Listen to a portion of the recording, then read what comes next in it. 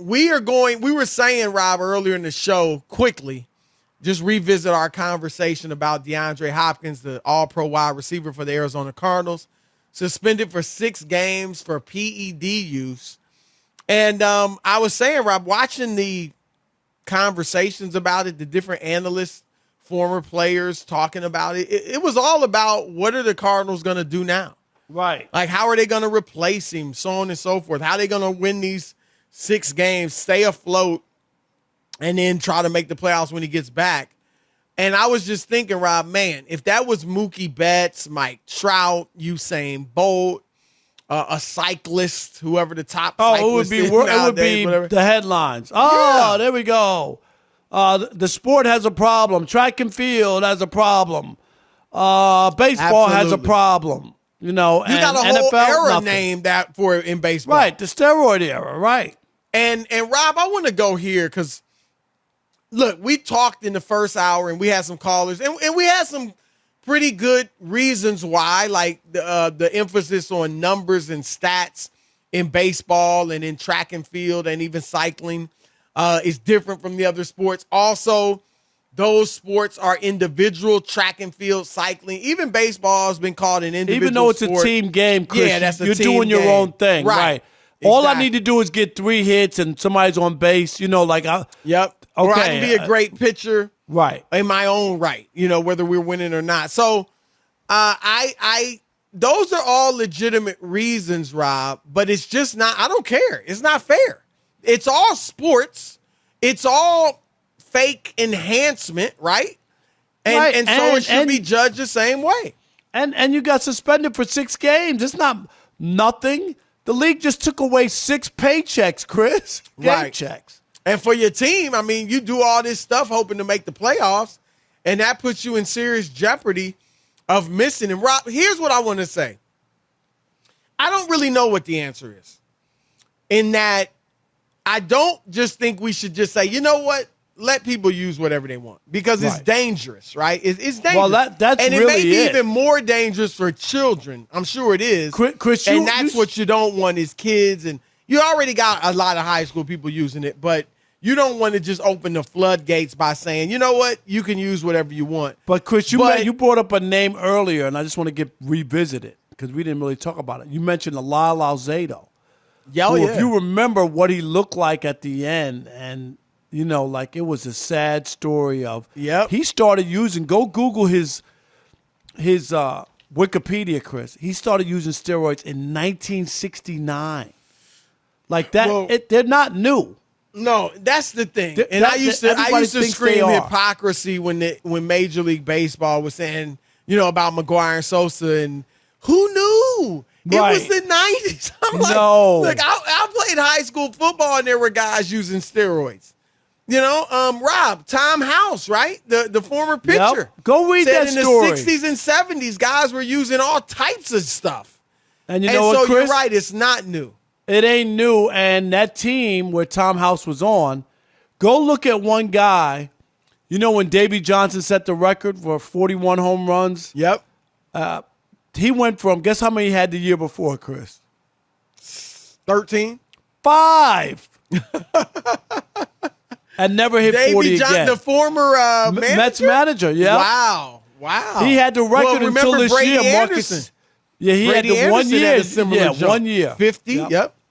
Nah, it's – so what do you think? I mean, again, you can't – I think it's a fine line, Rob, because, I mean, if I go to it's creatine, I guess that's okay. I go to GNC and get some creatine.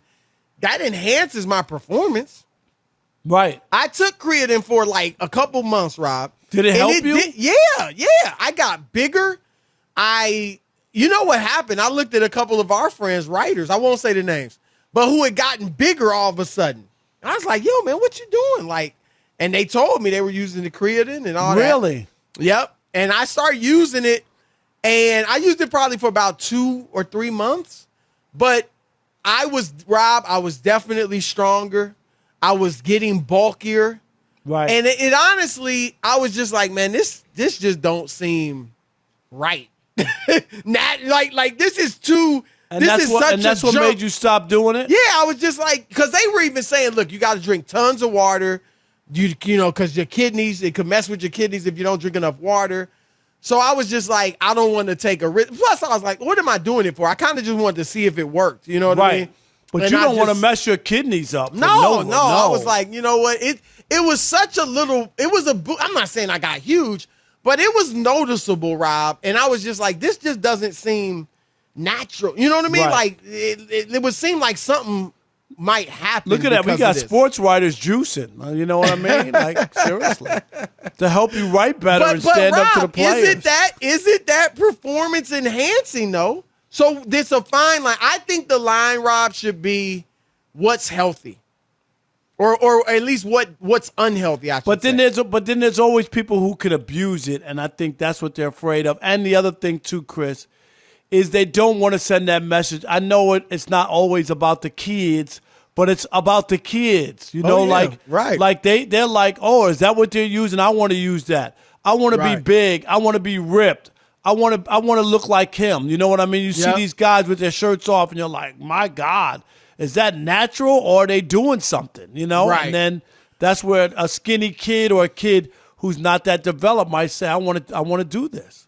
Well, Rob, and I always said this about the baseball players, and I'm not defending them, but I'm just saying, like, and it could be in any sport, but let's talk baseball. It's not just, oh, I want to become a better player. I want to be a superstar. You know, like a selfish ego thing. Rob, the financial difference. And if I could look at it like, you know what, I'm an average player. I know what you're going to say. If I use this, it could be the difference between me getting a $200 million contract and a $50 million contract. I mean, that is life, generational altering wealth. And that's the temptation. And they don't take it away from you. Right. You know what I mean? Even if you get caught. Right. You still get paid. And you might, you know, your name might be tarnished if they catch you, Chris, but you're 100%.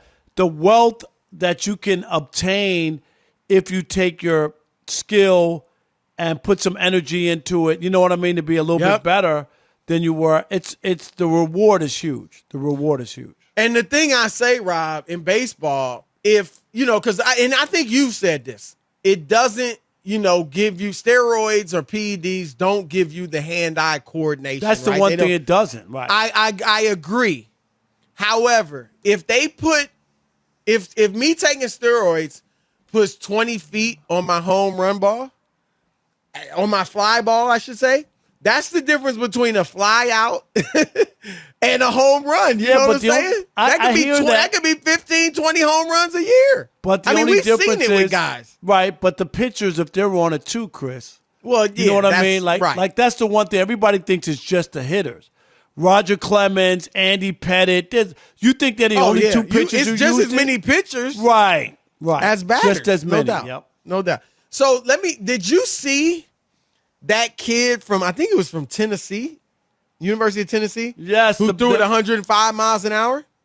Second fastest pitch ever. Right. I think Aroldis Chapman. Does he have the fastest? Aroldis Chapman has the fastest pitch ever recorded, yes. So are dudes throwing that much harder now? I think that they are, Chris, that they're letting go and doing stuff because everything gets better. You know what I mean? In time, as people get better training, better nutrition. You go look at the fat guys who were pitching in Major League Baseball in the 70s and 80s. They were fat, Chris. You know what I mean? Like, they could pitch. These guys are way better. No, not all, but I'm just saying. Nolan Ryan was throwing fire. No, he was back then. He was, but he was a one of a kind. Right. Because we talked about it. He threw 254 pitches in the game. Well, no, look, we do improve a little. 254. That's incredible. And he pitched to like 45. Yes. That's why I'm sorry. Call me a Neanderthal. Call me an old fogey. Rob. Nolan Ryan hardly got hurt. And he pitched for 20 some odd years. He was unbelievable. Why are these kids throwing? They're on pitch counts in ninth grade, and they're taking guys out of perfect games, right? And they can't stay healthy. it's just ridiculous. I don't get that. But yeah, I just think, Rob, that it's just not fair. And you could talk about the differences in the sports. I tell you what, Rob, when Ephraim said he thought 10 to 20% of NFL players on PEDs, that was shockingly low to me. No, I think it's and way he would higher know than that. more than us. But no, yeah, I know, but I'm with expecting him you. to I say think it's at least 50%. I'm with at you. least. I think the number's higher. I really do. And people hide it, Chris. They mask it, so we don't really know what the numbers are. It's the same thing in baseball. If you ever look at the, I just forgot the name of the report. Mitchell report. Mitchell report. Chris, if you look on the names on there, everybody's not a muscle-bound guy. They're skinny, stick-figure guys who were busted, who were trying to get stronger. Well, so it's not like just if you take it, you automatically become Barry Bonds.